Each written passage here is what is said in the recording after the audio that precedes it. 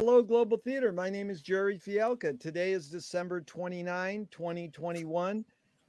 We want to thank the great Rob Grant and his Thank you. podcast called I'm Probably Wrong About Everything. The Great Thank, Mediocre. See you later. thank you, Rob. Okay, it's an honor and a pleasure to be here with Jeffrey Vallance. Is that the correct way to pronounce it? That's right. Yes. Jeffrey, where are you calling in from?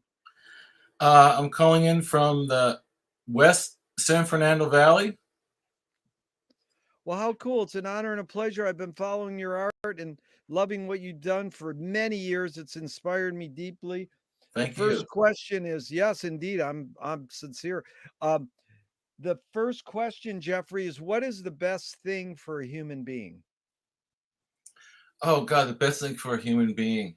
Uh, yeah, I've been sort of struggling with that, and I think I came up with two things. I think one is to try and be mindful, to try and be in the state of mindfulness, and the other thing is try to make people happy. You know, if you can do that, I think that's the best thing in the world.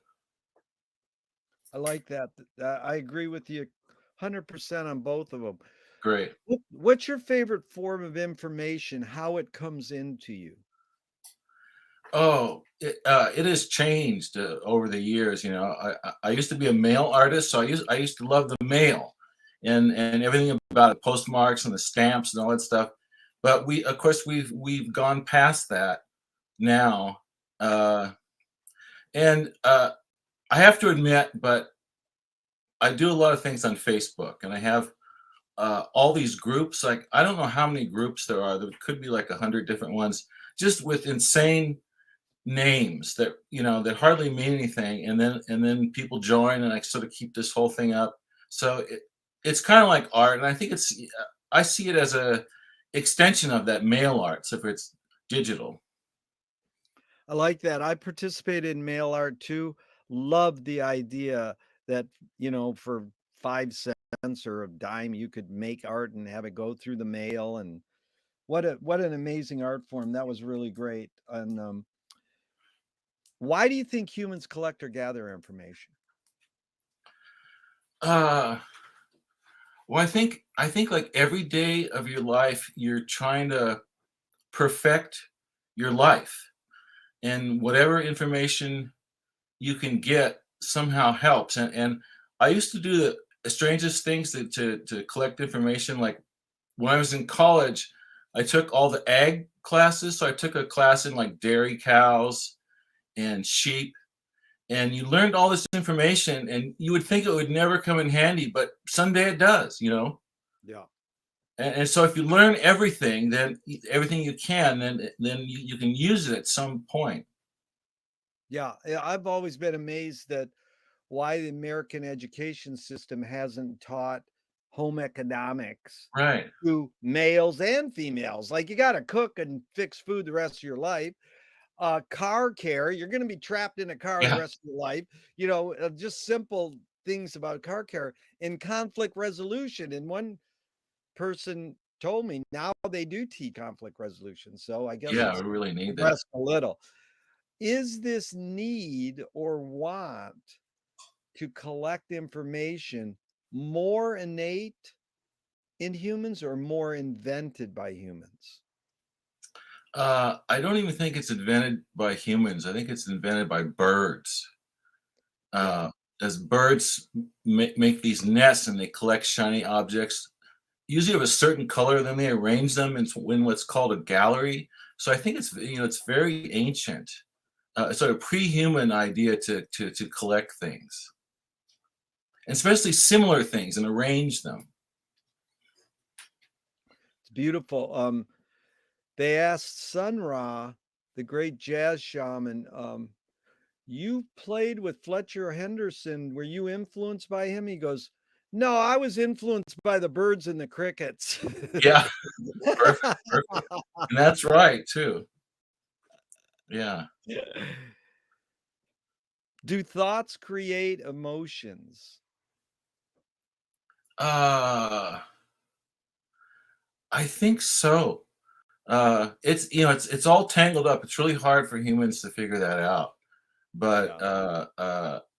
I know that they do, but you can't really figure out which emotion you're going to get by thinking about something, because you can think about something on one day and it makes you happy, and then another day the same thing makes you want to cry. So you're not really sure what you're going to get.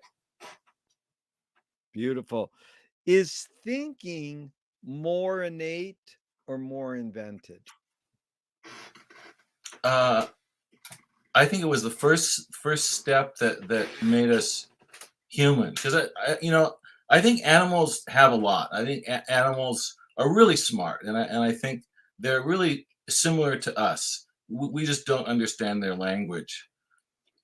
Uh, but I think the kind of awareness that we have, that was like the difference between other animals and ourselves.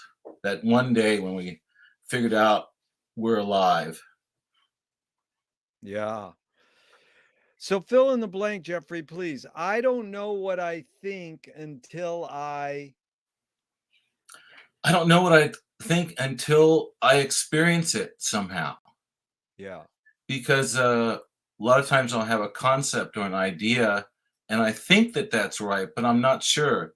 And then when there's a experience involved with that, then it makes a lot more sense. Even in like sort of a spiritual sense, like sometimes you have like a vision or something like that, and it sort of is along the ideas that you were thinking, and then it becomes more real.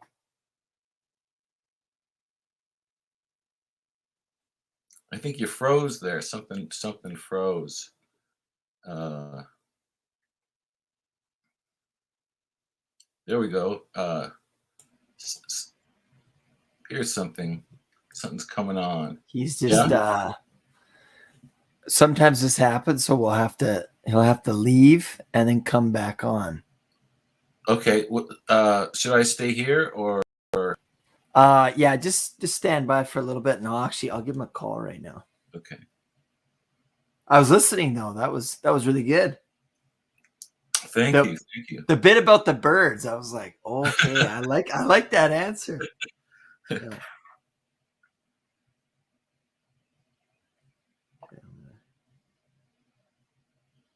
So have you worked with Jerry before? No, I think he tried to contact me years ago, and it didn't happen, and now it's happening.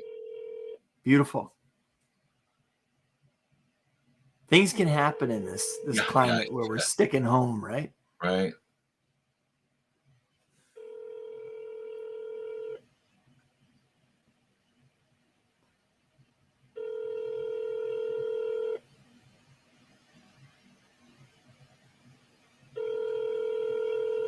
Probably hear it ringing. Yeah. Hopefully we haven't lost him for good.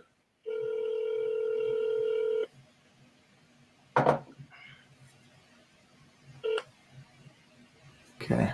He'll figure it out. I'm just going to resend him the link.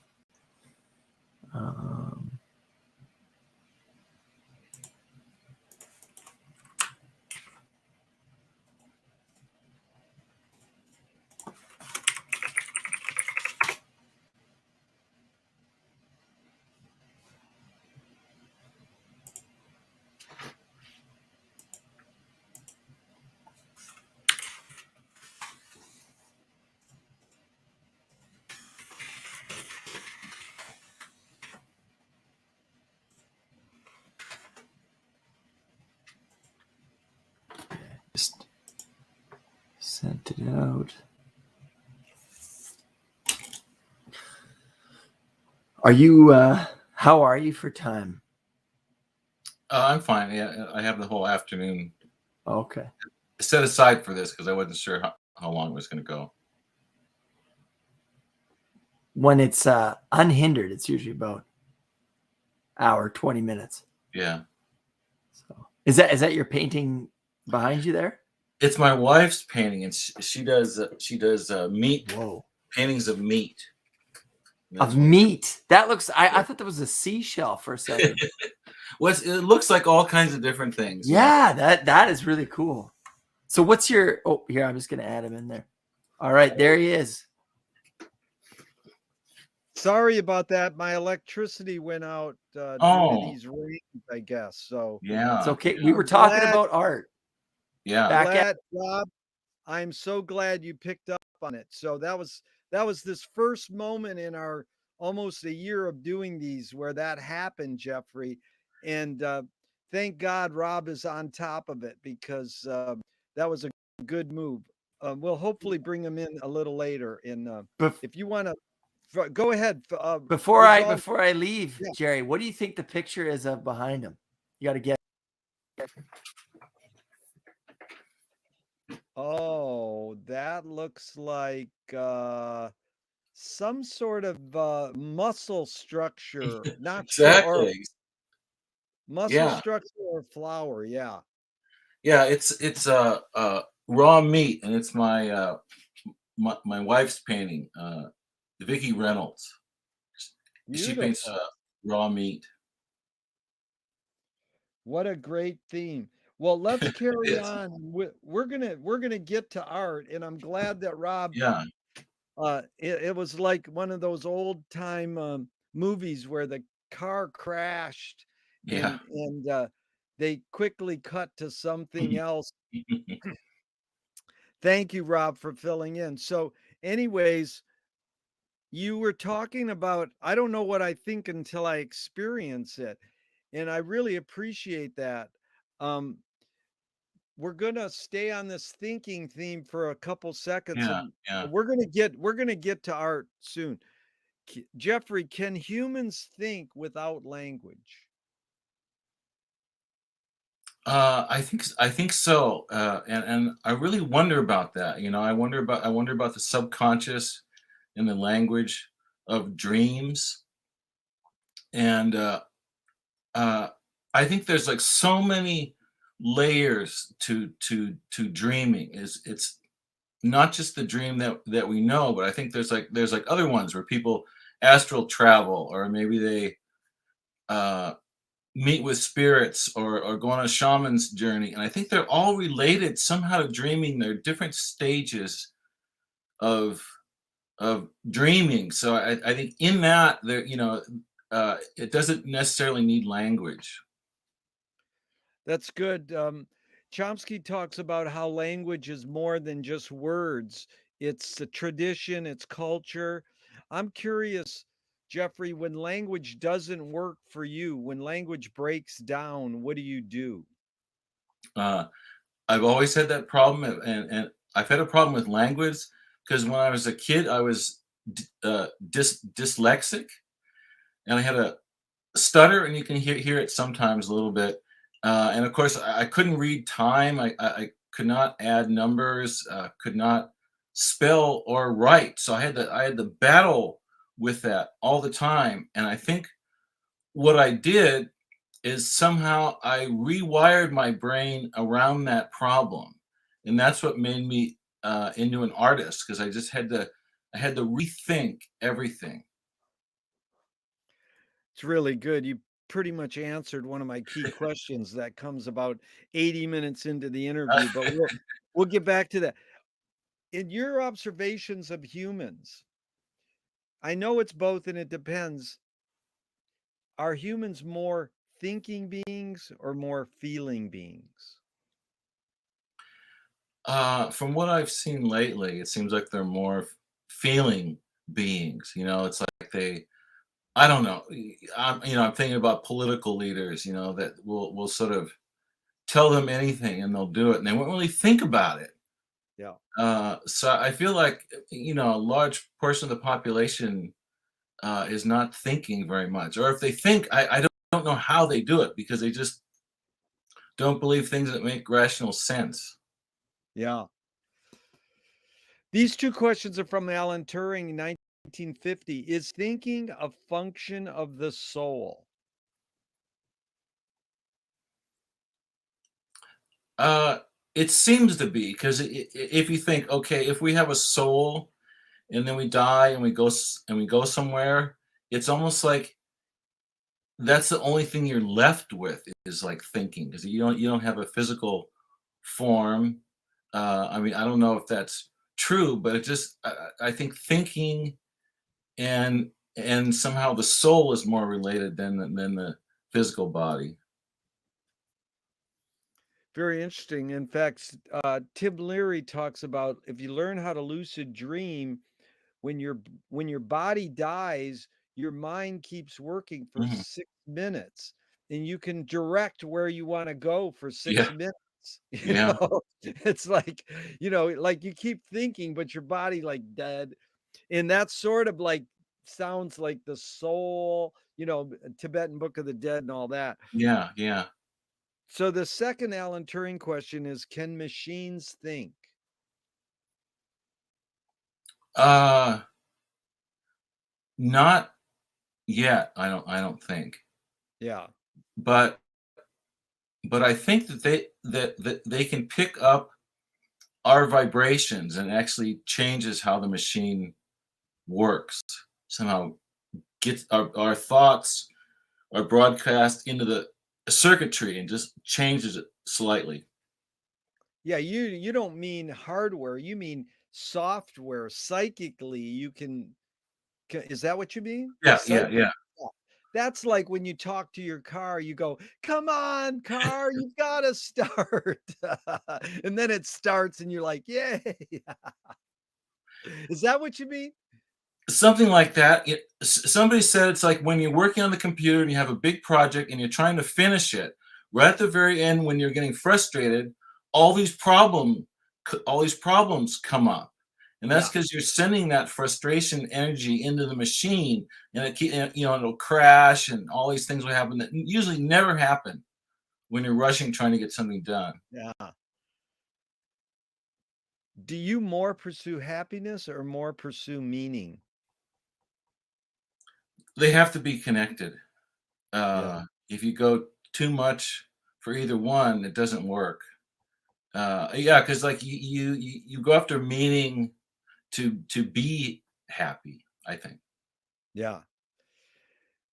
Does the brain more detect consciousness or create it? Like, is consciousness there bubbling away and we're detecting it, or are we actually creating it? It's a difficult question that I've tried to think of, and what do I say?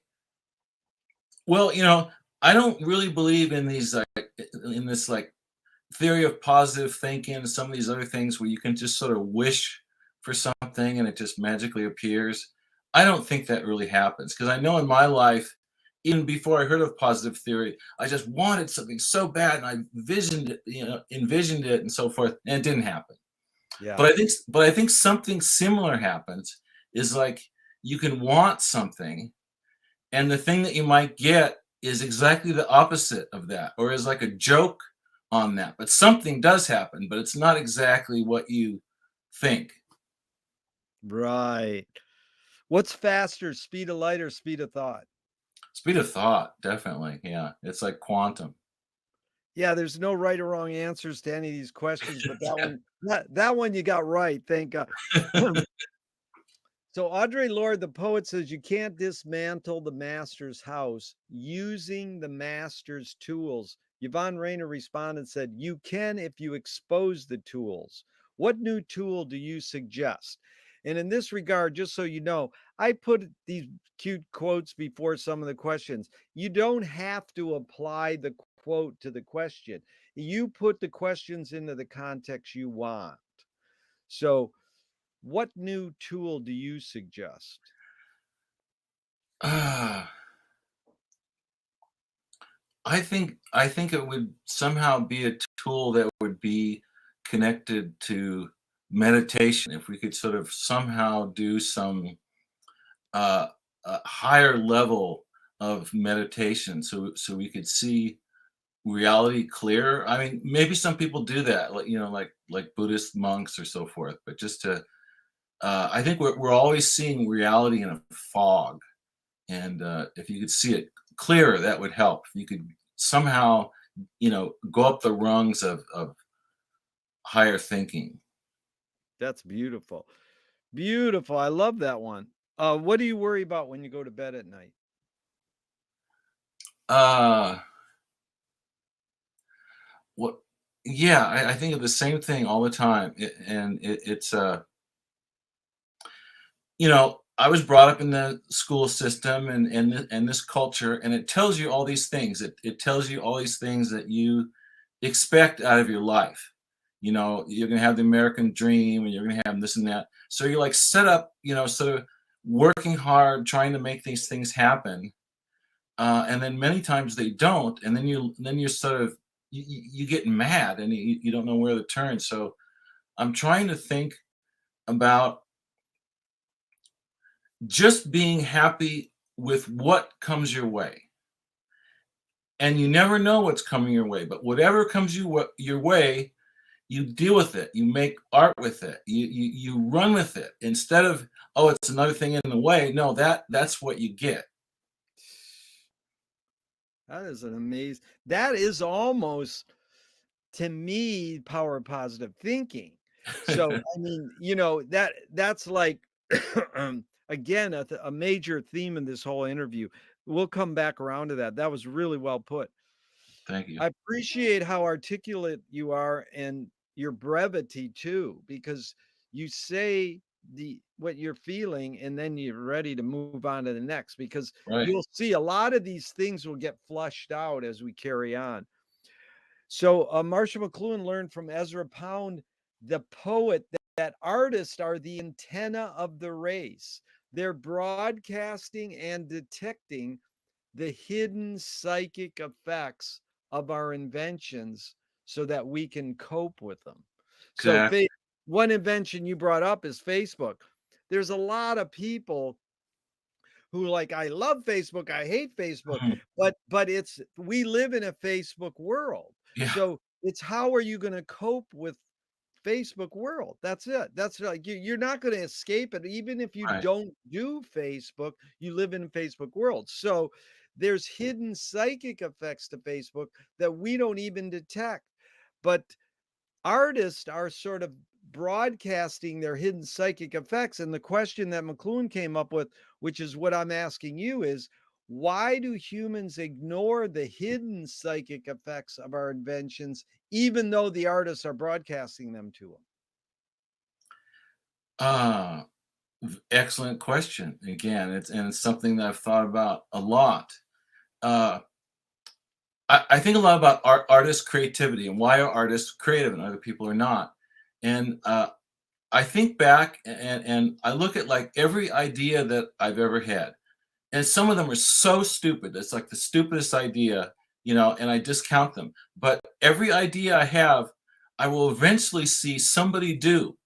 I mean, even if it's really crazy, even if it's really stupid, and I feel like ideas are just out there. I just happen to tune into those ideas, and I think artists can tune in for some reason a little earlier than the rest of the culture. They can find this idea or this thing uh, before other people, and it's almost like the ideas already exist, and some people are allowed to like get to that point. And Jung was always trying to figure out what is that? Is that the uh, collective unconscious? There's different names for it, but it almost seems like there's something out there, information that you can tap into. But yeah, that's, I totally agree. But why do humans ignore this sort Yeah. of broadcasting these hidden psychic effects that the artists are tuning into earlier? Well, I've seen that in action because I teach at Cal Arts and UCLA, and I always have a class on intuition and art. Yeah. And I tell them to like listen to their intuition, even if it says something that sounds crazy or you don't understand. Because usually, if you follow that, amazing things will open up.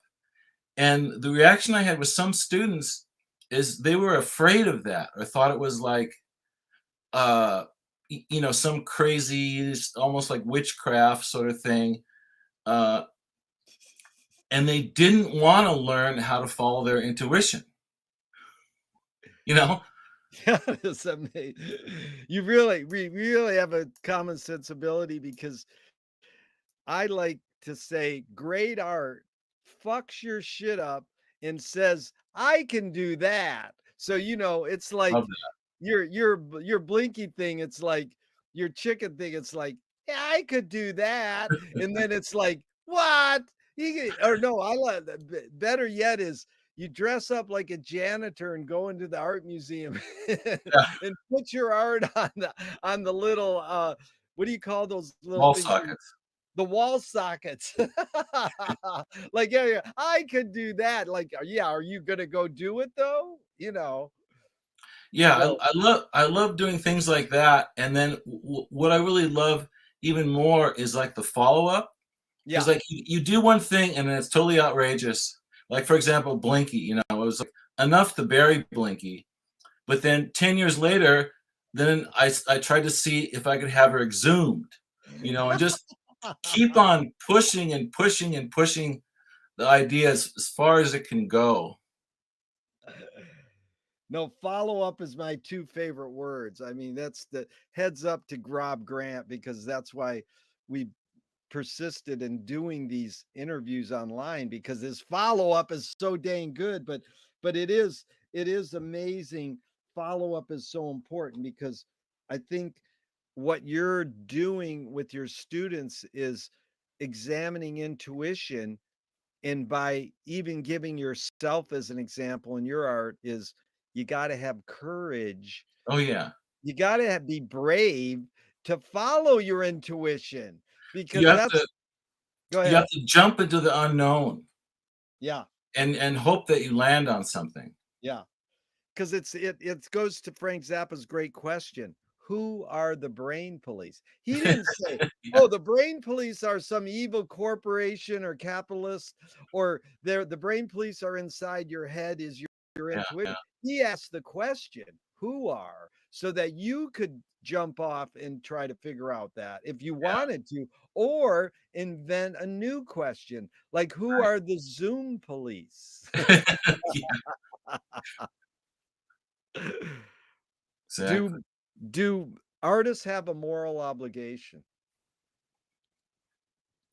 Uh,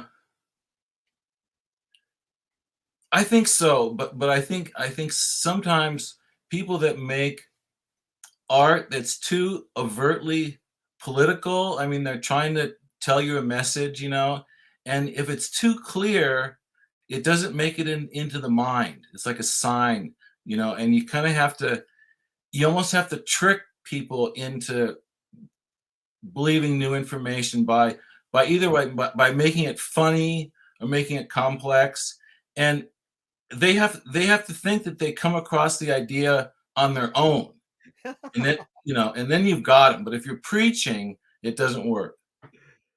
Dude, you have all the tropes. You got them laid out perfectly, man.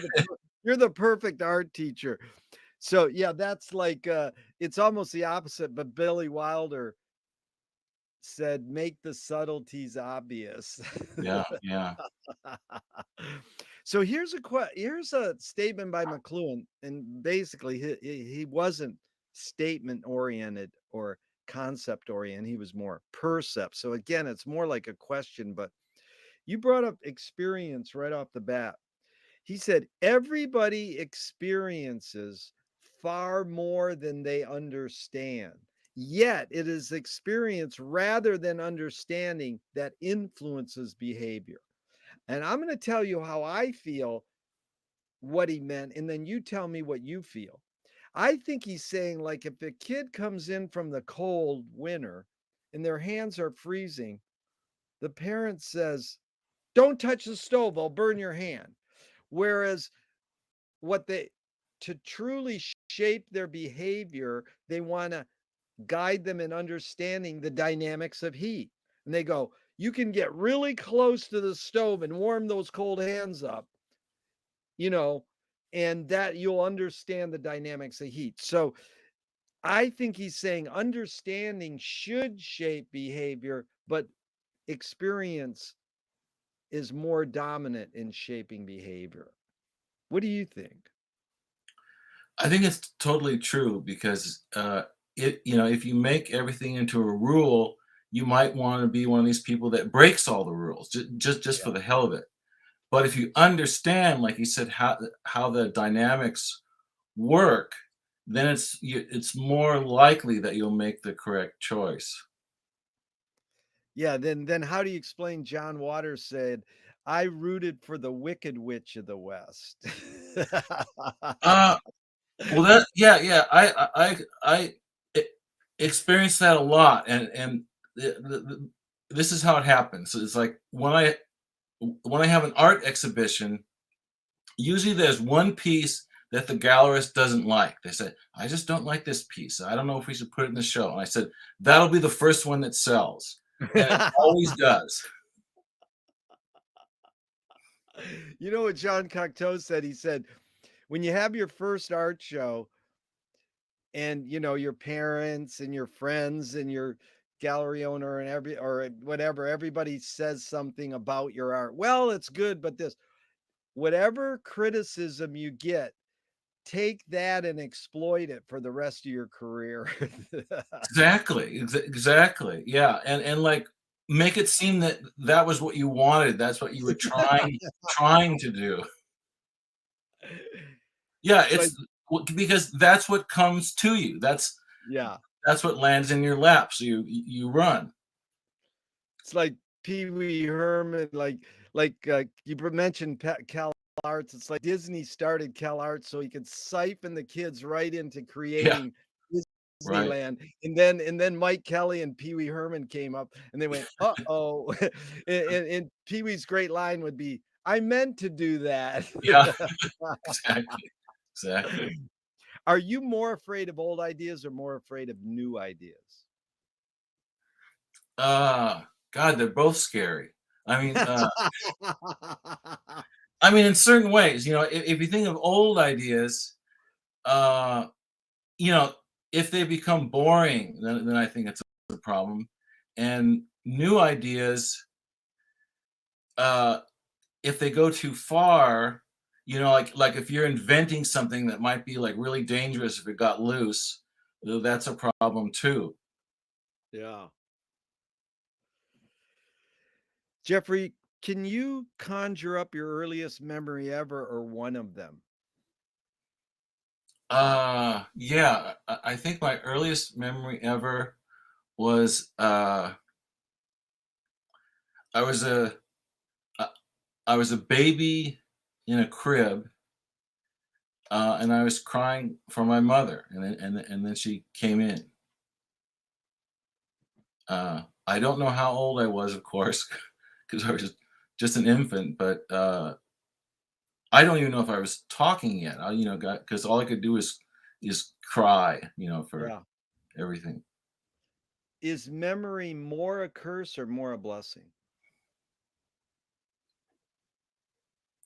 I think you can use it as a blessing.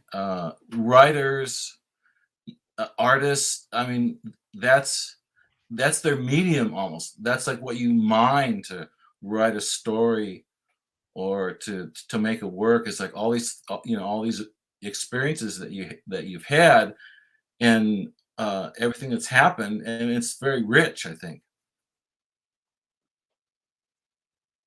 Tell me someone who was a role model, someone who had an impact on you twofold within your immediate family and then outside your immediate family, just briefly. And what specifically was that impact? Okay, the inside the family is an obvious answer. When I was a child, my grandfather was an artist from Norway, and he did like Norwegian folk art, and I actually learned how to paint from him and learn how to do folk art from him. So in a way, I'm like a folk artist, and some people look at my drawings and they said, "Oh, they kind of look like childlike. Are you trying to do that?" And it's like, no, it's like natural. That was how I was taught, and it's like always a part of my brain. Uh, in terms of outside influences, can I name a movie Sure. as an influence? Uh, when I was young in the '60s, I saw the movie, uh, the Loved One, Yeah. And it was sort of a dark comedy on like the funeral system and pet cemeteries and that whole thing. And you can see exactly where that led. This idea of like dark comedy at the pet cemetery. But there's so many things about that movie that I still kind of quote in my brain. You know, it made like very big impression on me. And I'll add a person to that too. Uh, I really love Charles Adams, uh, the creator of the Adams Family, and I liked his drawings, his cartoons, and then of course all the things that spun off on that, the TV show and the movies and everything else. But as a child, that was like big on my list. Yeah, The Loved One, was written by Terry Southern, or I think co-written, and, I asked his son all these same questions Oh, too. Terry, yeah, that movie has so many it important does. people involved in it. Haskell Wexler, I think, and Buck Henry. I mean, that is endless. Liberace's in it, Yeah, isn't he? yeah. And I'm a big Liberace fan now, and I think it was because of that movie. So it's sort of like I could make a diagram of that movie and show where it led me to like all these different Yeah. things. No, it's one of those amazing things. You really want everybody to see that movie at some point. Right. Did your parents raise you a particular religion? Lutheran. And did you ever check out? Well, it's a whole story. So of course I was raised Lutheran, and I was like a major Lutheran, as a young person. I was an acolyte, the one that lit the candles on the altar. I was in the choir. I was in the youth group. I went to like the Lutheran school and learned all these Bible stories that are still, very fresh in my brain. So that made a big impression on me. And and then as a young adult, I started looking at these ideas like anyone would do, and then you kind of figure, well, it doesn't make any sense. I mean, it's not a rational idea. So I kind of had this like angst that young people go through. It's like, what is true? Is it religion? Is it science? And at that time, I actually had a series of very bizarre visions dealing with that question. And I went through this whole process that was pretty painful, and I came out to what I believe now is it's like uh, it's a post-critical belief, meaning that uh, you don't have to believe it literally, but you can still enjoy the symbols. You can still enjoy the rituals, but you're not taking it literally. That sort of explains me. I'm the only person I know raised Roman Catholic who says, "Why? I never really officially checked out." They're like, "What?" So, most people I ask that question, I mean, literally 80 to 99% people go, "I checked out between the ages of 12 and 18."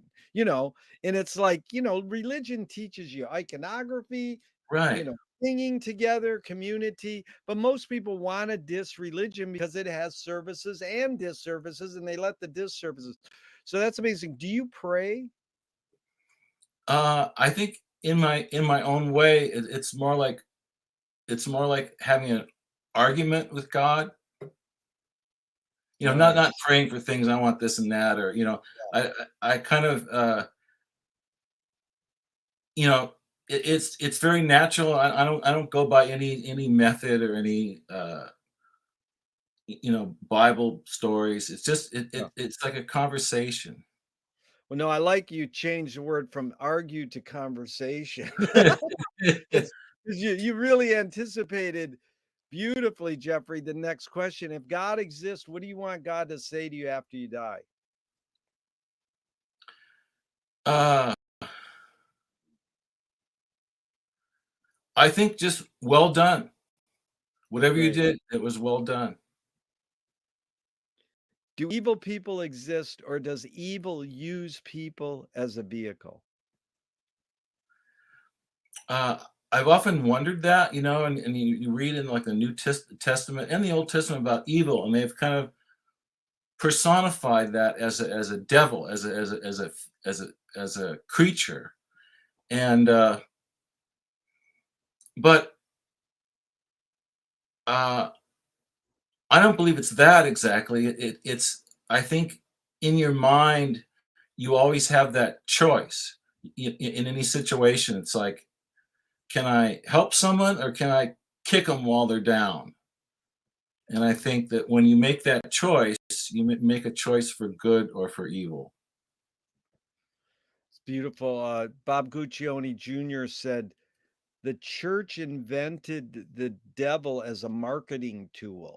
Yeah, it's like that. Yeah. Yeah.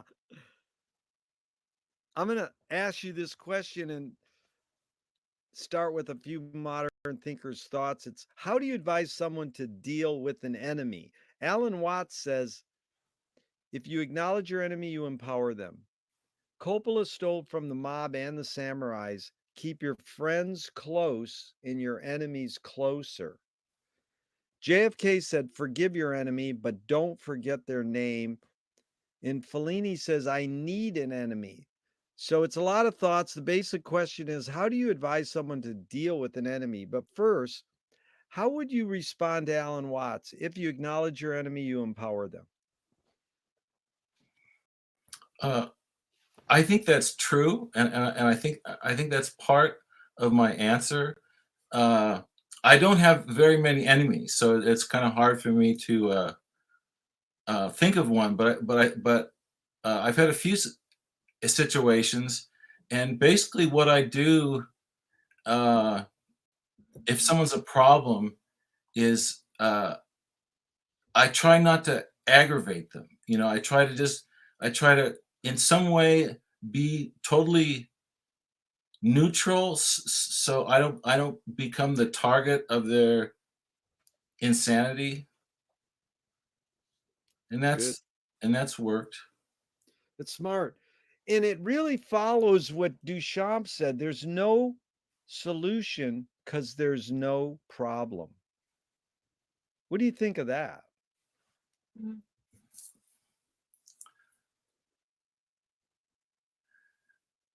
I think it's true, and again, I guess I'm always going back to this thing. It's like that's another thing that comes your way, Yeah, that you can learn from, that you can uh, deal with. So it's not really a problem. It's like something that you have to figure out. it's good. James Joyce was the first projectionist in Dublin over 100 years ago. He basically checked out. He said, this is stupid. Why should I go inside a building and see a movie of a tree when I can go outside and see a real tree? Years later, Faulkner said sometimes the best fiction is more true than journalism. Why do we have to recreate things in order to get them? Why do we have to go to a theatrical play of people acting out life? Why don't we just live life?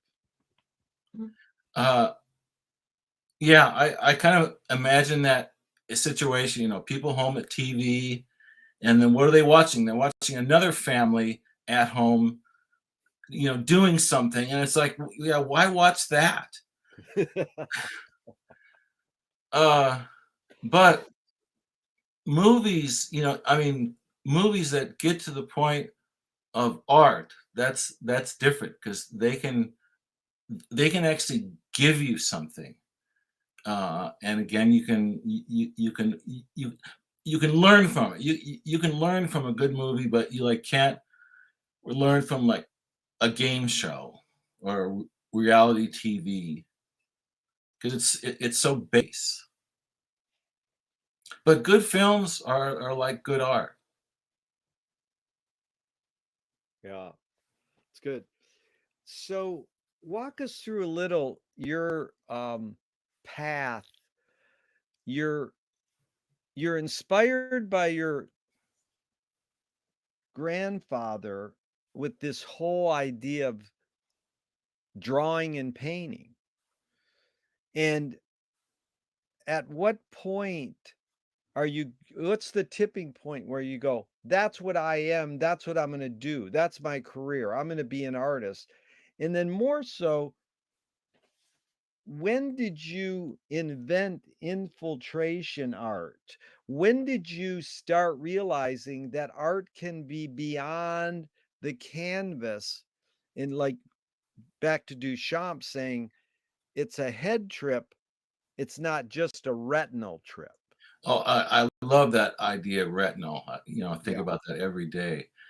So asking those two questions separately. So the first one is, can you ask me that again? Yeah, yeah, it's like, when did you I mean, as soon as your grandfather's teaching you about making drawings and paintings, then you go, I'm going to do this for my career. This is my life calling. And then did you go, oh, I'm going to go to art school and become good at it? Or, like, what did you study in college and drove you towards that path? And then how'd you discover infiltration art? Yeah, yeah. Two different questions. So the first one was, I I don't know how I got this idea. I don't know where it came from, but really early on, like almost like a teenager or younger, I decided that I was an artist. Number one, this is what I am. I'm an artist, and even in my teens, I made real art. I mean, I have made art that's in the collection of museums that when I was a teenage kid because I decided it was art, so it looked like art. It functioned at that time, but I don't know where that idea came from because no nobody told me that. There was no way I could know that. I just decided. So when I was going to school, like undergraduate and graduate, I never thought of myself as a student. I was an artist taking classes. So art was always first. It's like I would try to didn't want to do assignments. I just always wanted to do my own art. And teaching for years, I realized not everyone is that way. I mean, Yeah. there are students that want you to tell them what to do. What do I do now? What do I make? And I don't understand that, because I've never been in that position. Because it's just like, of course, you have a million ideas. There's a million things to make. You can't even stop. So that was how it started, and how it grew into infiltration art, and it actually started with mail art because at first I did typical mail art where you do a drawing or envelope and you send it back and forth, and then real early on, even as a kid, I started writing everyone in the world. Like I wrote Charles Adams, for example, and he answered back, and he sent me a drawing, and I was like, "Oh, that's the greatest thing in the world." And so I did that with everyone I could imagine. It was like uh, artists and writers and politicians and TV stars and lots of people that are like mascots for like corporations, like Ronald McDonald or Colonel Sanders. And then at first I just asked them maybe for like an autograph photo. But then as time went on, like for example, I wrote to Senator Strom Thurmond, a really conservative senator, and I sent him a little ceramic elephant that I had made, but it wasn't fired, and I wanted him to sign it. And what happened is that in the mail it broke because it wasn't fired. So I got this letter back, and he explained how he had to glue the elephant back, put the legs on and the trunk, and then he signed that and sent it back. And I thought, that is it. It's like when something goes wrong, when you create this situation where something can go wrong, and that's where the art is. And so then I went off in that direction. I did this piece. It was in '78. It was called Cultural Ties, where I sent a tie to the head of state of every country, and it was supposed to be a tie exchange, and they were supposed to send me their tie, but not a new one that they had worn. So at that time, I got about like 50 ties back from all these people, from like the Shah of Iran and like Ferdinand Marcos and all these like people from the 70s. And then when you put up the tie and put the letter next to it, you could kind of get a glimpse into their personality by looking at, oh, so they like this tie, this pattern, and then this is what they said in the letter. So you could learn something from them that otherwise you couldn't. Yeah. And so that went on, and I always thought about that. It's that moment. It's the moment where something goes wrong, or it's like the moment when something happens. And in mail art, you're always away from that moment. And then at some point, I wanted to be there for that moment. So then I started to meet people in that same vein. I met with like the King of Tonga and the President of Iceland and different other leaders. And and this time, I was the weird object that they had to deal with. I would come in and I really had I had no point to my visit. I just wanted to visit them. And I showed them my art. We talked for a long time. I wanted to see what would come out of that. So that was like the beginning of infiltration art. Is like how do you do that? For example, it's like, how do you meet with a king? And like, so I used all the information that I gathered for years doing mail art. So uh, what I did was I approached like local politicians and had them write me letters of introduction to the king. So I sort of built upon everything that I did and pushed it in that direction. And over time, I learned that there's a specific way that you meet with people to have them uh, to work with them, and it's like, even if it's someone that you don't like, because like sometimes I work with someone that's the exact opposite politics that I have, but I still want to work with them. So it's like I actually created this. It's like a 20-step program of how you infiltrate, and you have to do every step, otherwise it doesn't work. Because I I've seen a lot of artists where they'll do something with a politician or someone like that, and usually what they do is like make fun of them to their face, and then they get mad, and then it's over. Yeah. And I don't want to do that. I want to keep this whole thing going. I want to be friendly. I want to be neutral, and Yeah. and and get in deeper and deeper and have it get weirder and weirder. Finally, they're glad to do things for me, and these like performances come out of it. But it's I guess it's like learning from all the earlier uh things that went wrong. Yeah. Jeffrey, it's really beautiful. You have a great attitude because, I'm a fan of Reverend Billy and Church of Stop Shopping, but he's definitely, he puts he jumps in their face. It's agenda art. Yeah. And I like your neutrality, like let them put their foot in their own mouth, or Right, right. let them show their own humanness. Right, Because right. And maybe that happens. if you see their humanness, we'll make the world a better place and we'll get along. Because And that's one of the steps. One of the steps is you have to put yourself in the shoes of the other person, even yeah, for a moment, even for a second, even if yeah, your politics are totally opposite, even if you don't like them, for a moment, imagine being in yeah. their shoes. But I'm also curious, just to get down to the bare tacks and nitty gritty, were you seeing, understanding, reading about Alan Caprow, Jack Smith, and Vito Acconci? I mean, tell any of these major performance artists, and they're all sort of, I mean, especially Vito. Akanchi is, you could call him an infiltration artist, Yeah. but any of them have an impact on you, besides Charles Adams and your Mhm. grandfather? Any of these other artists perked your ears up a little? Yeah.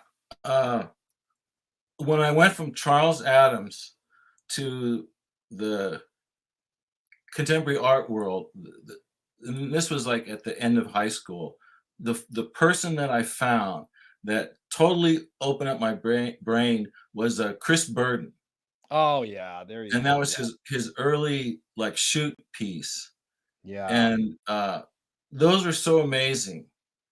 And I never wanted to do that work. I never wanted to do body Yeah. work or do anything that he did. But it's more like his attitude Oh, about art. Uh, and he's then the real he's the real deal. I mean, people if you wanna learn about Chris Burton, just watch the documentary on him. It's really well done. It shows you he's just not a guy who wants people to shoot him. He's yeah, a guy who's an artist, right, right, He always. true truly an artist.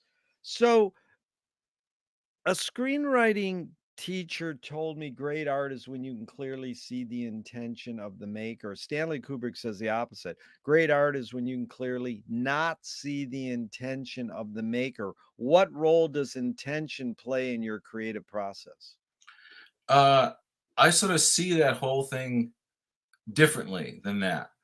Uh, when I'm doing art, I want to be totally sure how everyone will see it.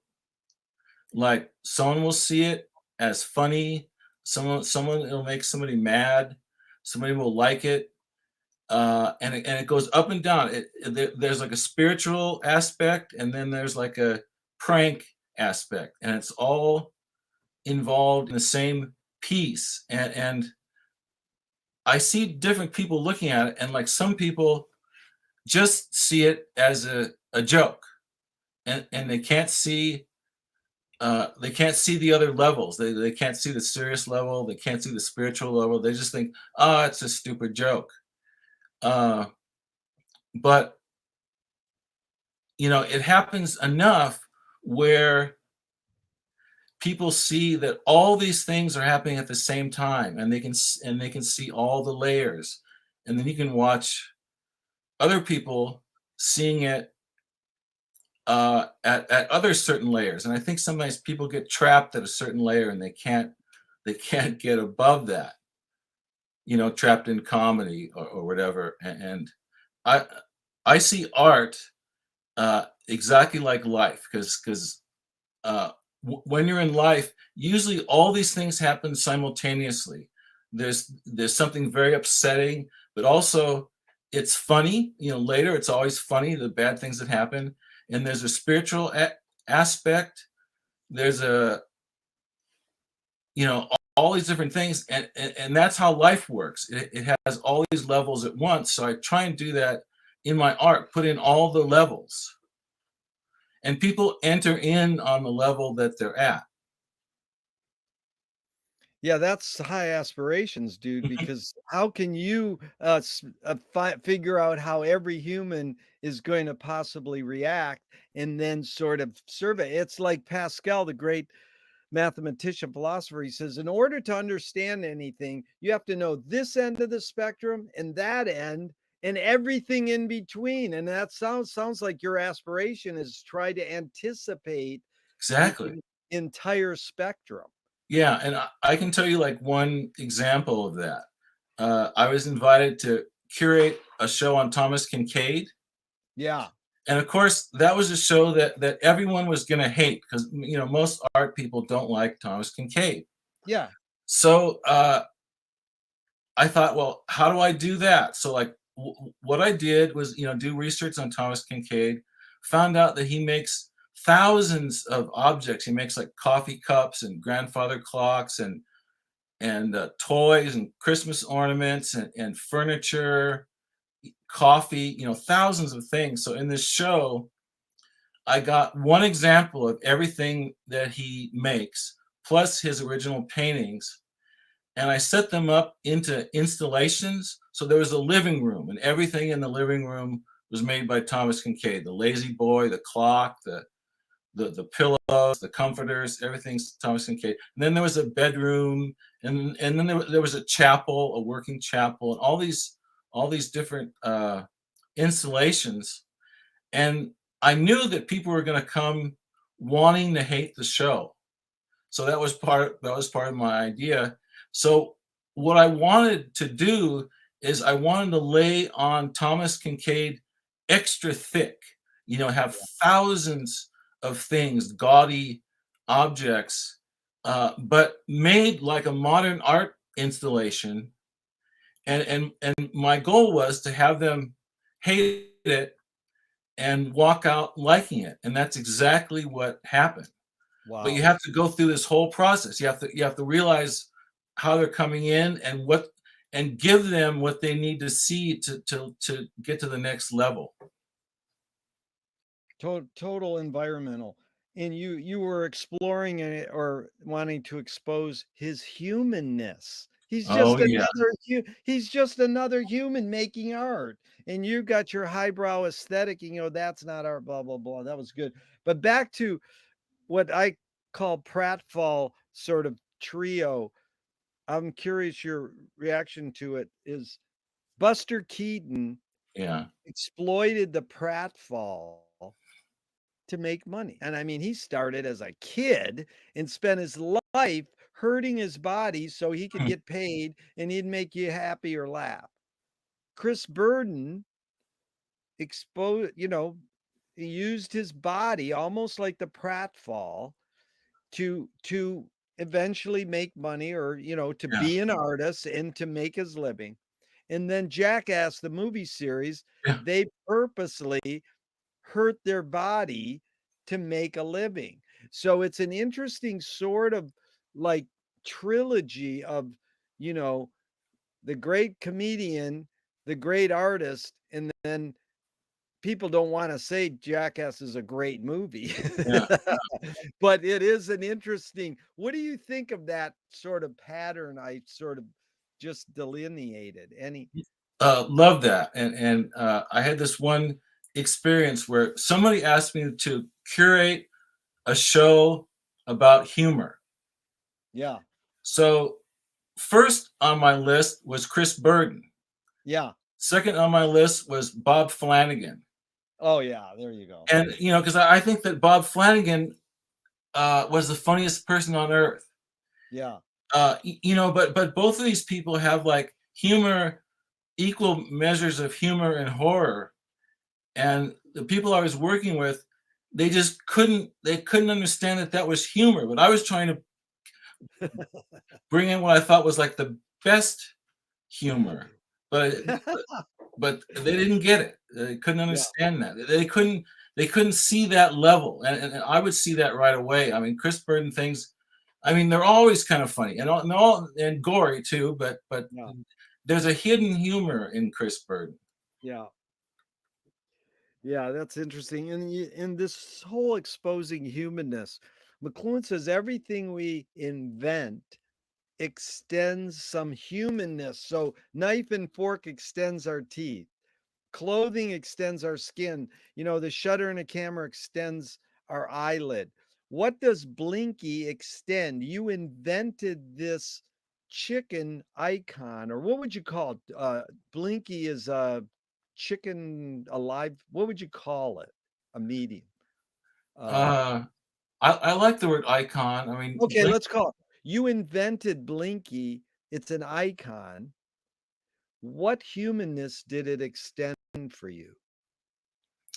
uh, again, it goes through these layers. So when I was younger, I would always go to the pet cemetery and kind of feel sad, but then also sort of laugh at the silly names of the pets and some of the things the owners would say. They'd say, my little fluffy darling, and so you had this mixed sort of horror and humor. So it started with that, and then uh, the original piece, Blinky, sort of had two meanings. One is that it was a prank.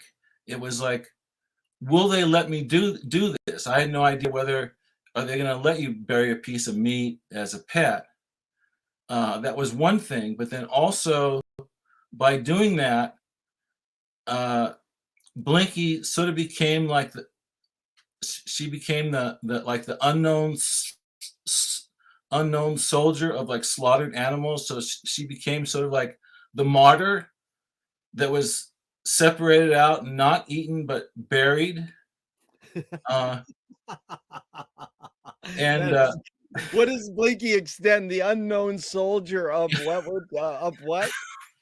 Of, the unknown soldier of all these animals that we've slaughtered and yeah, of eaten. the slaughtered animal. Yeah, That is yeah. boy, you nailed that answer great. But did you know Blinky Brown, the underground comic? Did you ever see that? Not so much. Did in retrospect, after you named it Blinky, you never experienced it? No, but I should look at that. But I tried to, I looked at like Blinky Palermo and just Blinky Bill and all these different other things that I would find later. Later, but did you come up with the name Blinky, you think, on your own, or was there some source for the name? Yeah, there was two sources. One was my experience at the pet cemetery, looking at the names of the graves, and the animals were named like Fluffy and Right, Winky and Dinky and all these right. different things, and they didn't have a Blinky, so I thought Blinky fit right in. So You know, with the you made up Blinky. yeah, made up the name, and That's then great. also it's also a function of chickens because chickens don't have vision like we have. They don't have binocular vision, but each eye looks a different way. So when a chicken is going to look at something on the ground, it has to like move its whole head and look with one eye and sort of blink. So it's like something that they also do. Oh my god. This is a really absurd question, but I have to ask it. Do you know about Flannery O'Connor teaching her chicken how to walk backwards? You ever hear No, that? no, I'd love to Yeah. see that. It's on you'd love to see it. It's on YouTube. That's the amazing thing. So so anyways, let's move on. You really answered that one well. Um, Michael Apted, the filmmaker, made a documentary on a Russian rock star 40 years ago. I asked him, why do rock video editors feel so obliged to edit fast? Hmm. He said, because we've learned to take in information faster. Most people don't know Abel Gance invented rapid montage in 1922, but it was 1980 it really flourished with MTV, caused Marty Scorsese to say, I cut my films faster because of MTV. So I asked this question with a bias. Can we literally learn to take in information faster, or are we just brainwashed to believe we can? There's two answers to that question. I want to make sure I get them both in. So one of them is yes, we can make ourselves learn how to look, and I've done that. I've trained myself to see par- pareidolia. That's like a something that looks like something else, uh, and I can see those things in like a split second. Like when I'm watching TV, something goes by really fast. I say, "Oh, that looks like Abraham Lincoln," and it's just a blotch, or it's like so. I've trained myself to instantly see things. Uh, and then the second part of the question, oh yeah, the MTV. Did you know that I was an early MTV host, and I had my own show. Right, right. 1983. Yeah, so I was part of that whole MTV thing, in the early days.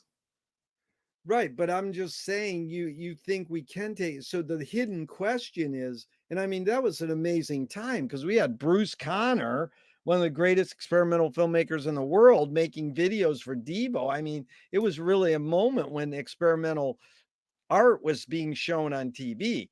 but most of it was just see, say, and the guy standing there playing his guitar. Yeah. So the hidden question here, Jeffrey, is it literally possible for humans to multitask? I think you can if you need to, but I think it's better to do, what would you call it?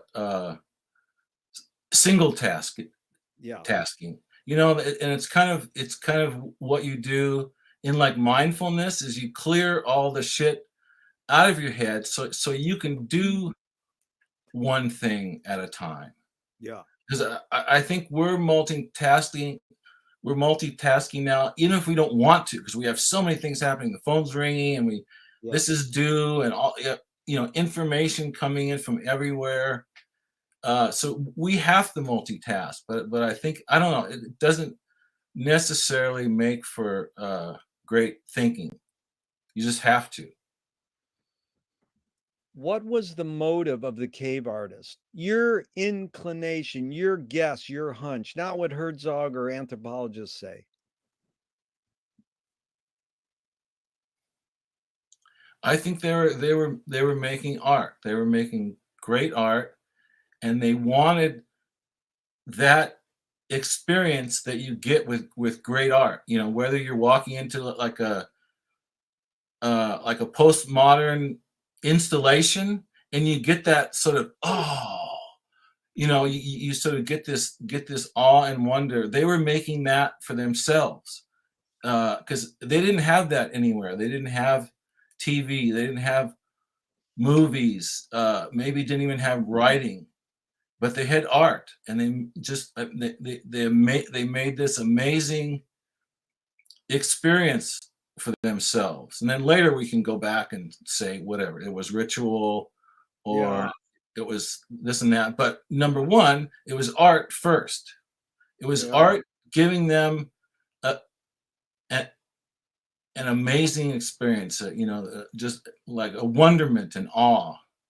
And it still works that way. When anyone walks into the caves, like Herzog, y- you still get that experience, Yeah. wonderment and awe.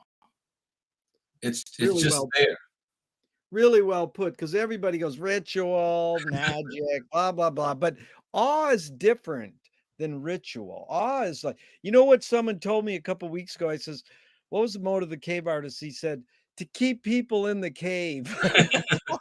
It's like you doing the Kincaid thing. It's like, I don't want you to just walk in like, I've studied art history for 50 years, and it's like I shoot through art museums. I was like, "Oh, okay, okay, okay, and it's like it's not good, and I should spend time, but it's like it's like surrendering yourself to the moment of the possibility that you might get an aha a moment. Right, right, right. You might get that. And you have to You look at might. like, Yeah. you know, uh, a million works of art until you get that one aha. So by going into the museum or galleries, you're hoping to have that because you've Yeah. had it a few times and you're always hoping for more. Yeah. You're addicted to that and you want that, but most art is just made to sell, and it doesn't Yeah. do that. Yeah. It's like I was in a museum with my dad once, and we were looking at a Picasso, and I says, "What do you think, Dad? Total bullshit or what?" And he goes, "Yeah, it's good." It's like just, but then we saw some William Wegman early Oh, video art, and I yeah. said, "What do you think of this? They got TV and art now." And he's like, "What? Your TV is art? What?" you know. What's more important, conviction or compromise? Conviction, yeah. I mean, you like compromise if you're on a committee, uh, but if you have a vision, you want it to be pure. You don't want to compromise on art at all. I don't. I mean, that's why. I mean, I put myself in like terrible situations because of that. It's like Yeah. by not making money and not selling or selling out is because uh, I want the experience to be that awe-inspiring experience, and that's the Yeah. only thing I want to do. I want it to be as great as it can be, but I know it doesn't sell Yeah. because that's a whole different animal. Yeah. Boy, we could get in. Let's do another podcast just on that someday, man, because Yeah, that's huge. With I don't even want to mention that NFTs stand for no fucking thing. But it's true. I mean, art is always on the cutting edge of every medium, and it's like all the power to all the people who are probing art as nothingness. I mean, I'm happy in a lot of ways for many explorations to any right. new medium. Yeah, it's And all I think those are the real heroes in art, and yeah, we're not seeing them now. We're yeah, not hearing about them because they don't sell their work for like $3 million a piece. They're working away in these dingy studios doing this great stuff, and we're not as a society, we're not looking for that. We're not yeah. looking for great art. We're looking for art that we can flip and make a fast buck. That's it. You've accomplished a lot. Name these three elements and how they played a role in your accomplishments. What played the biggest, second, and third? Luck, skill, and ambition I think ambition first. is the number one, Yeah. and Uh, then because and that was the moment that you decide you're an artist. You yeah, decide that you want that life. And then the second part is I would say then learning what you needed to learn, whether it's reading books, traveling, going to art school, taking a class on sheep, whatever uh, you need to have all that stuff under your belt. yeah, And then you finally need luck, and the way I use luck is in those like insane accidents where it's like you set up something and then something wonderful happens that you could never imagine if you didn't set up that situation. And it's like it's magic. It's like a miracle, yeah. but you make it happen. I mean, it's a life's work, and there's a lot of research that's done first, but then you can make these things happen. Beautiful. T.S. Eliot said poetry's outing your inner dialogue. What language is your inner dialogue in? Oh, symbols. Yeah. Uh, and that's enough for like a whole other show. 'Cause That was good. No, I really appreciate you have got a key to this is brevity. People want to go on and they want to say symbols and they explain symbols for another 8 sentences. I was like, okay, symbols is enough. George Manupelli started the Ann Arbor Film Festival 60 years ago.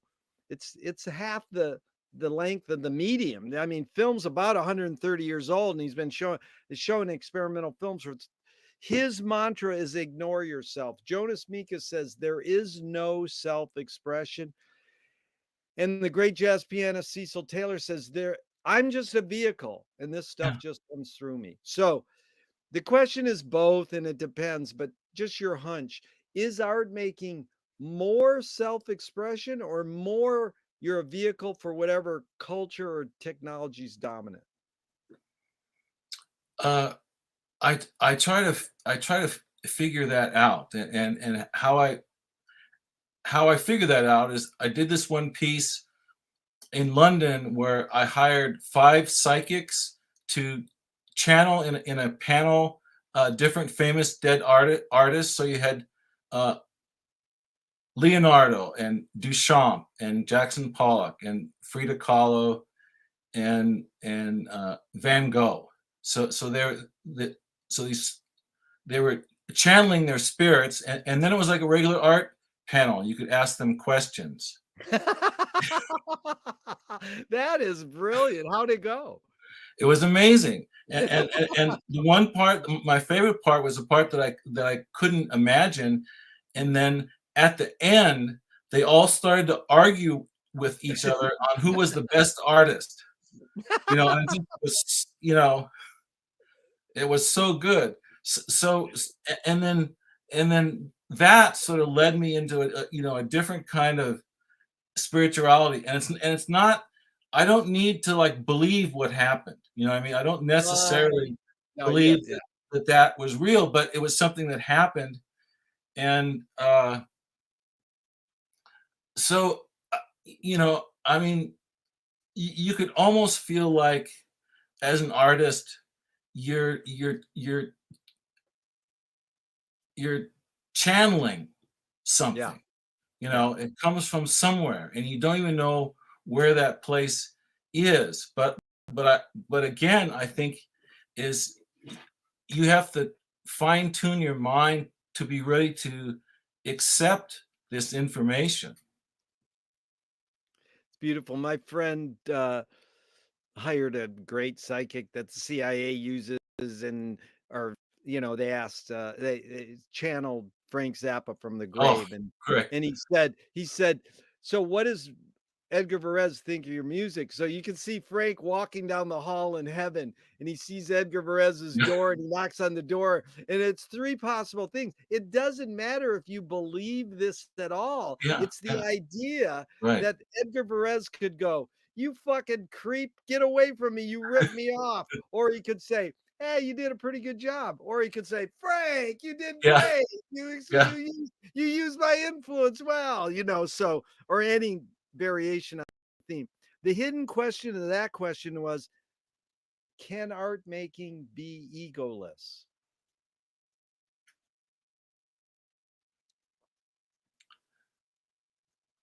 I'm not sure if it can, because even if you, like we say, you're channeling something from someplace else, there has to be an ego there to take this in. To the ego makes you want to spend a year working on it and get it out so people can see it. Uh, if you don't have the ego, you might get this great idea, but then you don't have the ego to want to do something with it. Yeah. Is perception reality? Not at all. No, no.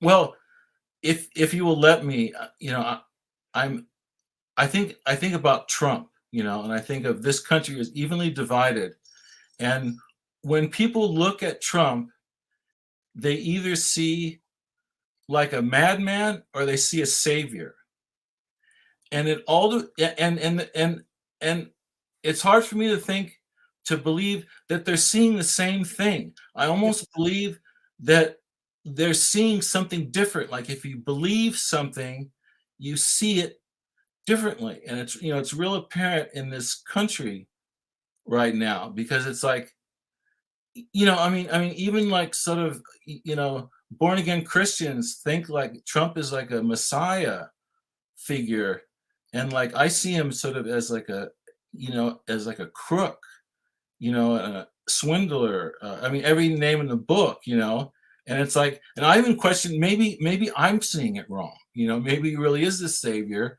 and I just can't see this other vision because it's so clear to me that he's not that. But obviously, that's happening in this country, and I'd like to know more about that. And I'd like to know someone that researches that. Are people actually seeing something different? Yeah. Well, Jeffrey, I think it's what leads into this next question beautifully is like, how do you turn a breakdown into a breakthrough? How do you turn a rejection into a redirection? Moshe Feldenkrais works with healing and movement. He says it's literally possible to identify a weakness and incorporate it to become a strength rather Complete. than we're taught to overcome a weakness. So tell us a weakness you turned into a strength. Well, one I already spoke about, and Yeah. it was dyslexia, Yeah. and you know, because I was having a problem with reading and writing, that forced me to become a writer because Yeah.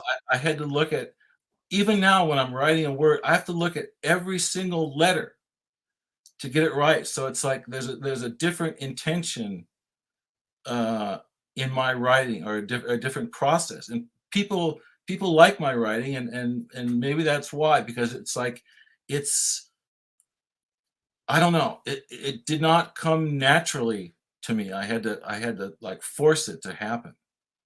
Yeah. But it's interesting bringing up Trump is like, well, oh my God, there's so much disinformation. It's like, well, use your sharpen up your critical thinking skills. Right. Flip it to, you know, not pulling you down, but enlightening you. And I always do that. I mean, it's part of what I learned with the mail art. When something goes wrong, when something is bad, you make it into a positive by, Yeah. like what we said earlier, by going with it. Oh yeah, that's what I wanted to do. You know, Yeah. and just it's like surfing. The wave is the thing that goes wrong, and you either stand there and let it hit you, or you can surf it. It's like jujitsu or judo too. It's the push and pull. Yeah.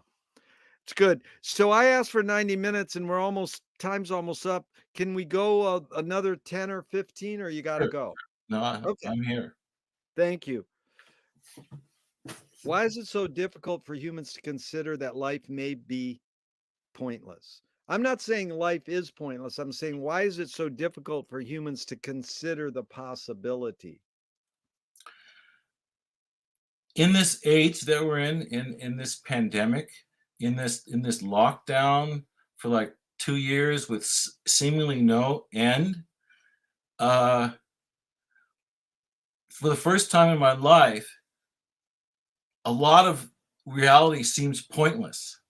And I think I'm not the only one. I think that we're all in this to some level because for me, it's like everything stopped, because like I I don't think people are buying much art, and museums and galleries, open and close, and it just seems like the world sort of froze. It's not going forward.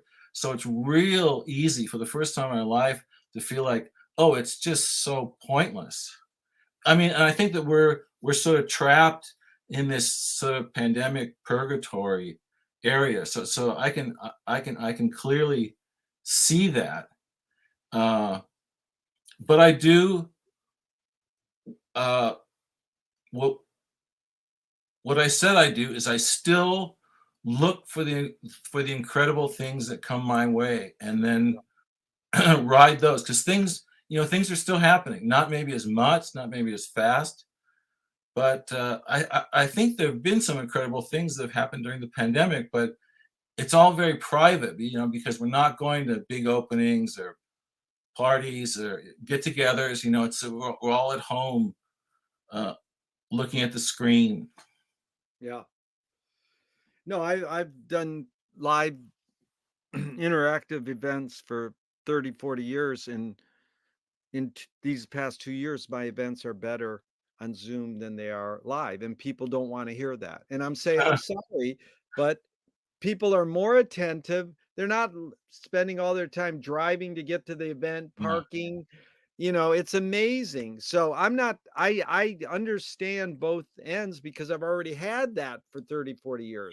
But I literally can say that in these interviews. I mean, literally, I pursued interviewing you for 10, 20 years, but it just never right, gelled. And then right. all of a sudden, it's like, boom, we don't have to drive anywhere. Yeah, Well, I don't have to hit a recording device. It's just like amazing how it's enabled us.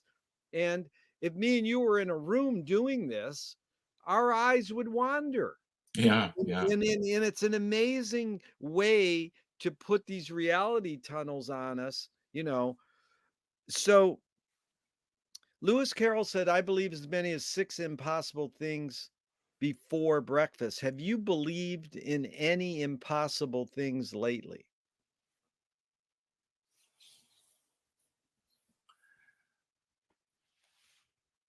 I think I always believe in impossible things, and that's part of my work. S- Yeah. So it's like it's like I want these impossible things to happen, and so yeah, I use my intuition, and hopefully it's gonna drop in my lap or have the possibility to drop in my lap. Or it's like if I see the smallest little crack that this thing can happen, I will dive for that. So it's like, yeah, I want impossible things to happen, and That's good. Sunross says, "The impossible attracts me because everything possible has been done and the world didn't change." yeah, right, right. Anger can be a productive emotion when fill in the blank. That's a hard one for me because I rarely get angry. Yeah. I think I like suppress all my anger. It's I mean it's rare. It's like I don't know, maybe once a year or not even that. Yeah. Uh, Well, so that's good. Jeffrey, here's the interesting thing. For 25 years, I asked it, can anger be a productive emotion? And people could literally say yes or no, and then go into it if they want. Then I changed it to anger can be a productive emotion. So it's interesting when on occasion now people go, no, anger can't be a productive emotion. Or like you said, I don't really use anger as a productive emotion because I don't get angry. yeah. So let's move on. What's the most significant difference between women and men, physical aside?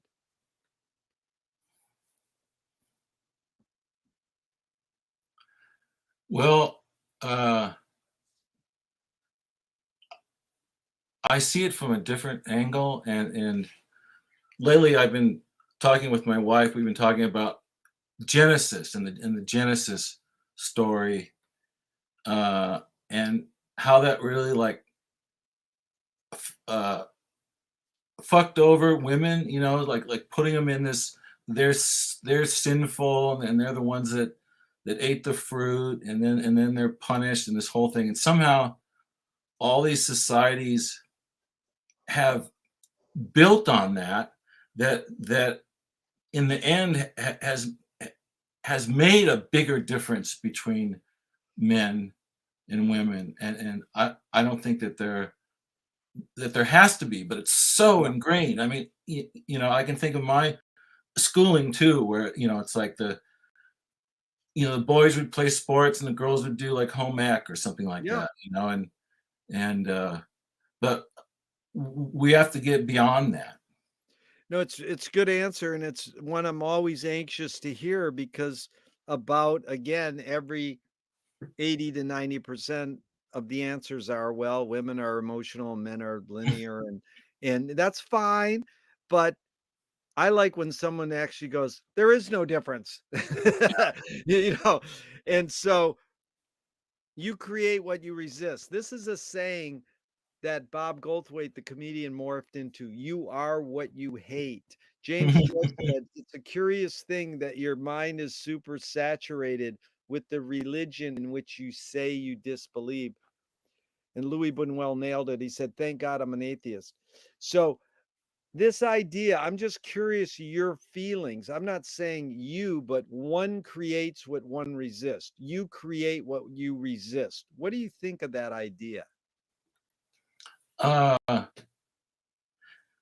I think I do some of that subconsciously, and I've always done that subconsciously. Like when I was maybe like uh 7 years old, I had a problem with my feet.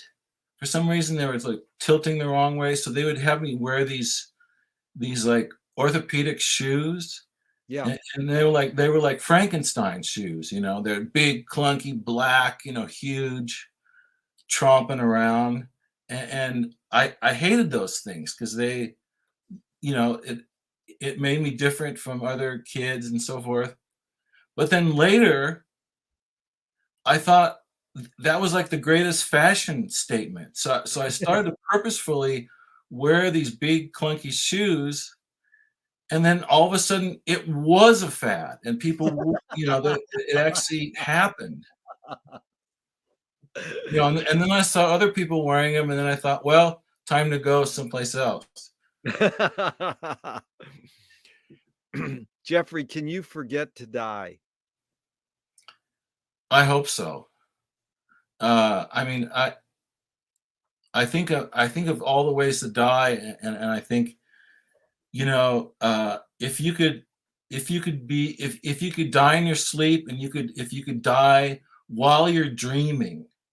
So it's just, you made the transition where you just think that you're continuing dreaming, and like you said, even if that's for a few minutes, I mean, you might be legally dead, but there's something still going on there. I mean, that's where people have these out of body experience and near death experiences. But obviously, you have those when you're really dying too. You just sort of continue. So if you could just sort of continue in that dream, Yeah. even I think even if that dream lasts for a few minutes, somehow that dream is forever in those few minutes. Yeah. Finnegan's Wake by James Joyce is exactly that. McLuhan said it's artists dream while they're awake. Everyone dreams and has these there, but the artists actually dream while they're awake. And reading The Wake out loud with a group of people last week, we came across this line. It goes, "Life is awake." And it's like wake is such a, you're talking about waking awareness, and then the wake service. And so that it's so multi-dimensional what the word wake means, like wake up. Yeah, yeah. So Alan Watts has 5 quickie questions, just in a few words to each one. Who started it all? The universe, is Are that? we going? That's good. Are Oh, that was a question though. yeah. No. Well, and I would say the universe. I see. You answered it in the universe. I thought you meant in the, sorry. Okay, who started it all? Yes, go ahead. Well, I could still use the same answer. The universe, and then it's whatever you name that. Like, some people would name that the universe Yeah, God. Some people would yeah, name it like consciousness or spirit. And I've been thinking a lot about, it's just all consciousness. yeah, So it's like the universe became conscious. yeah. No, that is great. It really reminds me of great Bob Dobbs saying, "What happens to you after you die?" He says, "Whatever you believe happens to you is what happens to you." Yeah, You yeah. know, or like Paul Krasner says, "I only believe in reincarnation in one of my past lives." Okay, the second Alan Watts. That was a great sort of wiggy waggle of me not listening closely. Okay, the second Alan Watts question is, are we going to make it? Of course. I mean, we have already made it. I mean, we are here. We exist. We did things. And if you believe that time isn't linear but it's flat, then we're always here. We're it never ends. It never stops. We're just, if you exist, then you always exist. Beautiful. Where do we put it? God, it depends on what it is. And I don't know why, but I think back of your question about anger. It's like, where do I put it? Yeah, And uh, I've actually, I do have anger, but it's put away way in there, yeah, and but I have to deal with it. So maybe it's like, uh, well, it used to be once every 6 months, I would have to force myself to cry because I had to get it out. yeah, But later in the pandemic, it's sort of like, it almost becomes like a weekly thing now. It's not like a couple times a year, but there's just so much to yeah. be upset about daily. So I don't get angry. So I have to take it in and let it out. Well, my mom taught me a great thing about crying. She said it's an emotional release, but it's also physically getting toxins out of your body. Yeah, yeah, So it's good to cry. Okay, yeah. two more quickie Alan Watts question. Who's cleaning it up? Uh, we are. I think by by being creative. That's the only way that you can clean things up. By having those awe-like experiences, and wanting them to be positive for everyone, and just uh, that's all you can do. I mean, that's all you can try to do. The last Alan Watts question is it serious? Yes and no. Yeah. Uh, it's like earlier when I said life exists on these multi layers, where I think seriousness is right in the middle. But and then at the top there's spirituality, at the bottom there's comedy. How do you find now we're done with the Alan Watts, a couple more. How do you find peace of mind? It's hard to find. I mean, peace of mind is so rare to me that when it happens, it's like almost like a miracle. I mean, I get peace of mind maybe for like a minute, like twice a year, and and it it becomes these things that are like they're I mean they're kind of like a meditation, they're kind of like a vision, they're kind of like a I don't know what they are, but it's like for one moment, for minutes if I'm lucky, uh I can see the world the way it really is, and I just get relaxed and just feel I feel like I'm part of it, like I'm one with it, and it's like my eyes are the universe looking at itself. Beautiful. If you were walking down the street today and you met yourself as a 12-year-old, what would you say to your 12-year-old self? I'd say don't believe what you're taught, because I still believe some of those things that I learned in school, and I know that they I don't know. I mean, maybe at the time they were true, but they don't work anymore. Which way should toilet paper come off the roll, over or under? I just take it off the spool and just have it float around. So Yeah, I do neither. I like that word float. Floating toilet paper. If a publisher was to release your autobiography off the top of your head, what would the title be? It's coming out this year. It's called A Voyage to Extremes. Nice. If the publisher said, "We wanna scent the glue and the binding," what smell would it be? Coconut. And they want to have a color other than black for the ink on some of the pages, what color? Well, it would have to be like the Bible where you'd have like the red passages. Nice, red. If a statue was built in your honor, where would you want it displayed and what would it be made of? I'd want it displayed at the pet cemetery and it'd be solid bronze. Tell me something good you never had and you never want. Oh God, I got to think about that because I can think of things that I want. It's Uh, good, it's good, you never had it, but you never want it. yeah, yeah. I gotta look into my brain because there's uh, oh well, this is one. This is one. This is what I think of is uh, if this answers the question, is I'm glad that I never got all the fame and riches that I wanted as an artist Yeah, because uh, I've known some people that have been at the top of their game. yeah. One being Mike Kelly. You know, it's like everyone wanted to be Mike Kelly Yep. except for Mike Kelly. Yep. And here he was having everything that people strive for, and he kills himself. So Yep.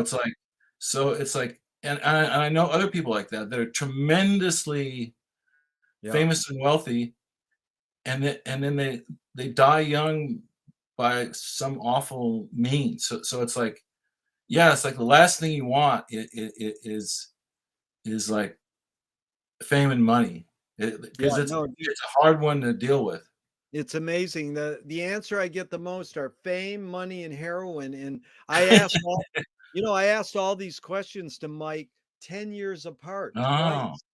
And he said, "Tell me something good you never had and you never want." And he said, "Children." And yeah, that's because his girlfriend at that time was saying, "I want to have a no, kid." And he was yeah. like, "Uh-oh." So yeah, that's deep what you just said. And another thing, I've wanted to do a follow-up third interview with Mike. We should do it with the Yeah. second, but with a panel of 5 people who knew Mike really good and have them all guess what he would say for the other for the it was gonna be 3 interviews with Mike, each one 10 years apart, and the next one was gonna be in 2 years, and then he committed suicide, and I went to college with him. It's an amazing and it's a deep story. So this goes right along with Mike Kelly kind of art. If you were in a vat of vomit up to your neck and someone threw a bag of shit at your face, what would you do? Laugh. Yeah, hello. I'm going to ask you a question I rarely ask people, but it's a question that McLuhan probed, and I'm always trying to figure out what he meant by it. But you brought up the word consciousness.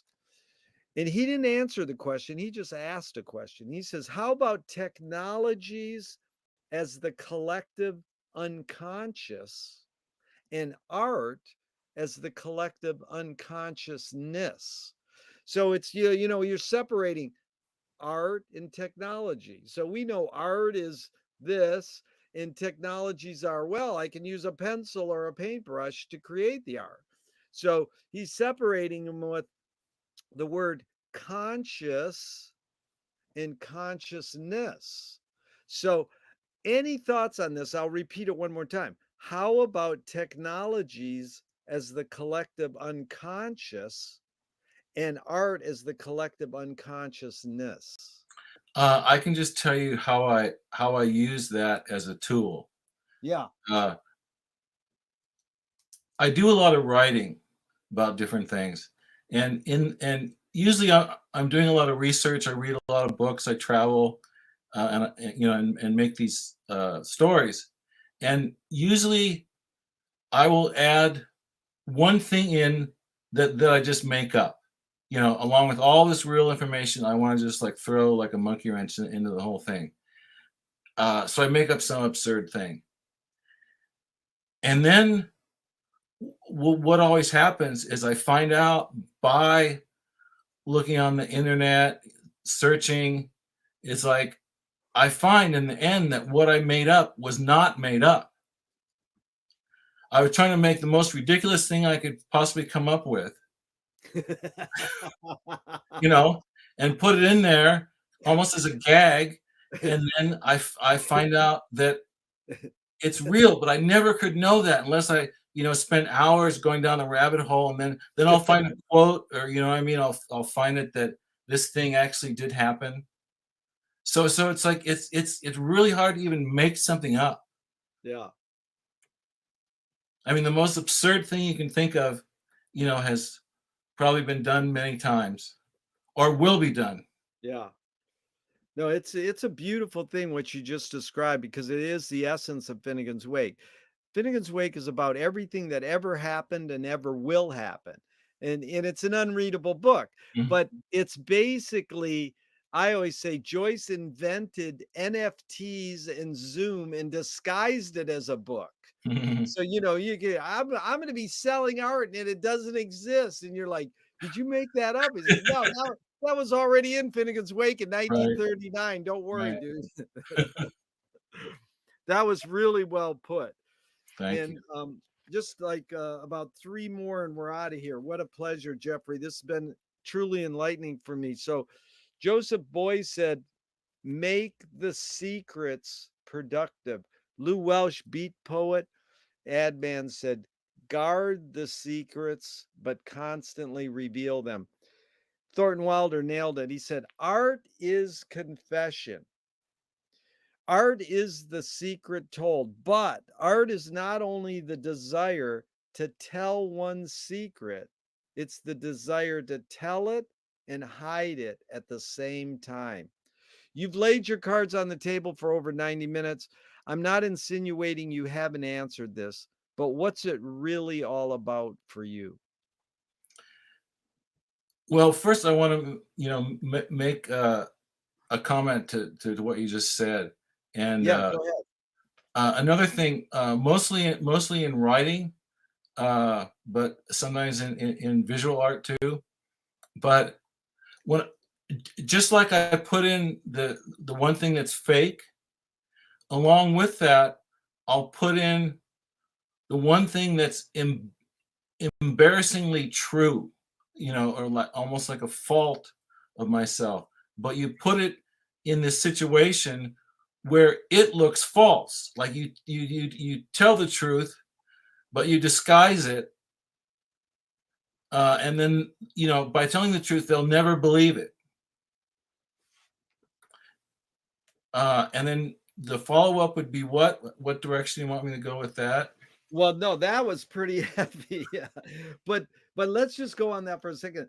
That it's embarrassingly true, but you disguise it as an untruth or as a truth.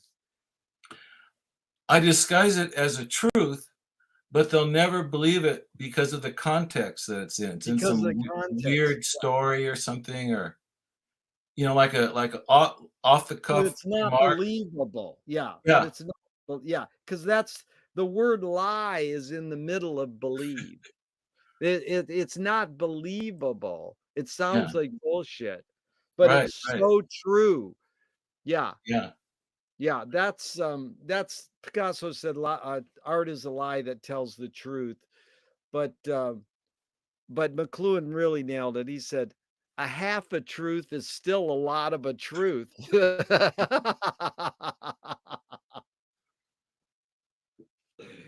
No, I mean, you sort of said it, but the question, see, it's an absurd thing that I ask because I'm saying that art is desire to tell one's secret and the desire to tell it and hide it at the same time.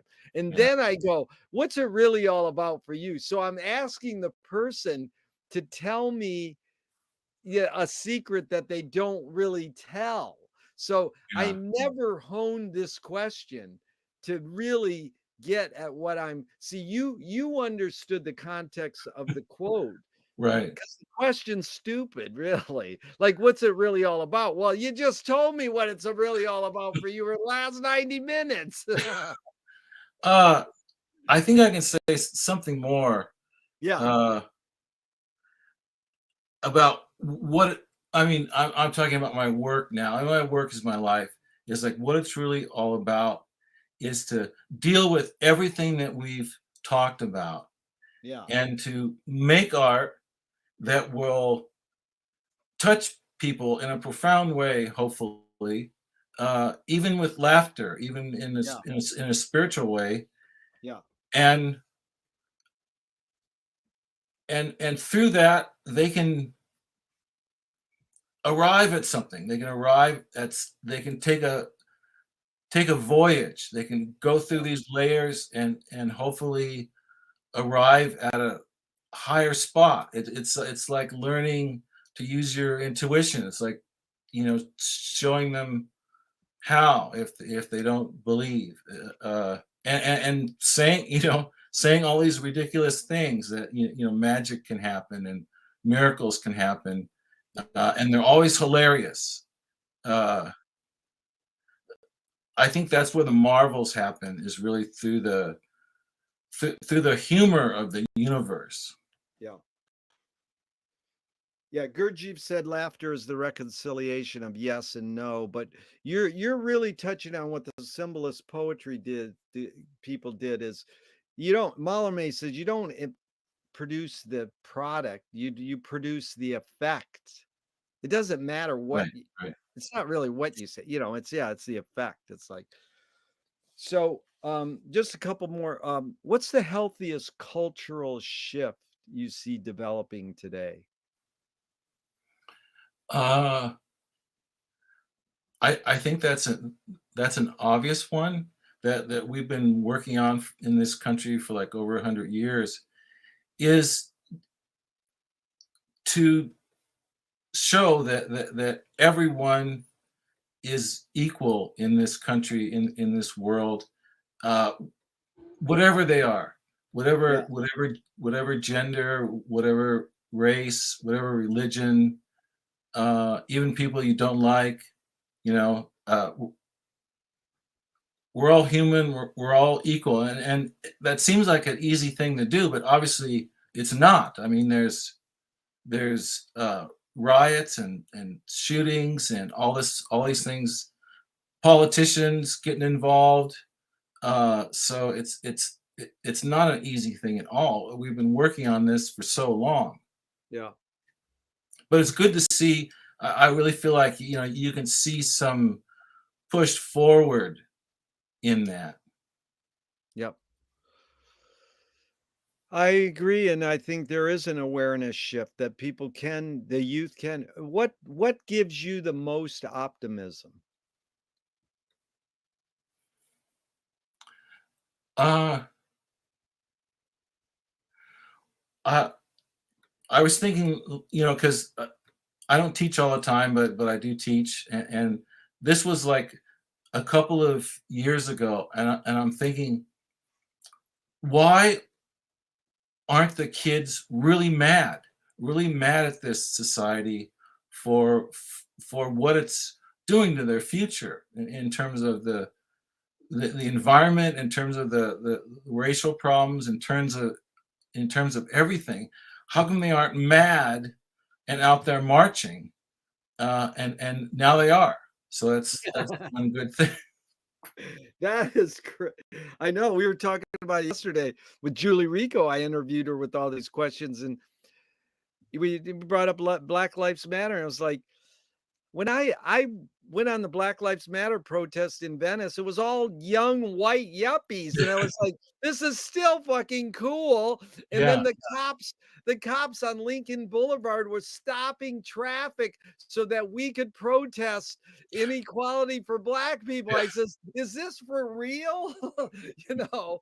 Now, did it do anything? We hope it raised some awareness, but you know, I mean, 3 Black lawyers, women lawyers started Black Lives Matter, and it's an amazing thing that it exists. yeah. I mean, I think we need a lot of work in that area because, like growing up in the '60s and '70s, uh, I thought we were there. I Yeah, thought we were making progress, and then all of a sudden, with the Trump era, you realize all those old nasty things are still there, and now they've been given a voice, yeah, so it made them more obvious. yeah, But yeah, I mean, hopefully, human beings can evolve past that. I mean, hopefully. yeah. Well, I think your emphasis on humor and raising awareness is really important, and it's touched me deeply and enlightened me today. I appreciate it. In fact, I'll tell you a joke that McLuhan loved, and it leads into the final uh, little coda here as the priest is crossing the Canadian border, and the custom officer says, "Excuse me, Father, what's in that flask?" And he goes, "It's water." And the custom officer grabs it and takes a swig, and he goes, "That's whiskey." And the priest goes, "It's a miracle." And so McLuhan said, "Communication of the new is a miracle, but it's not impossible."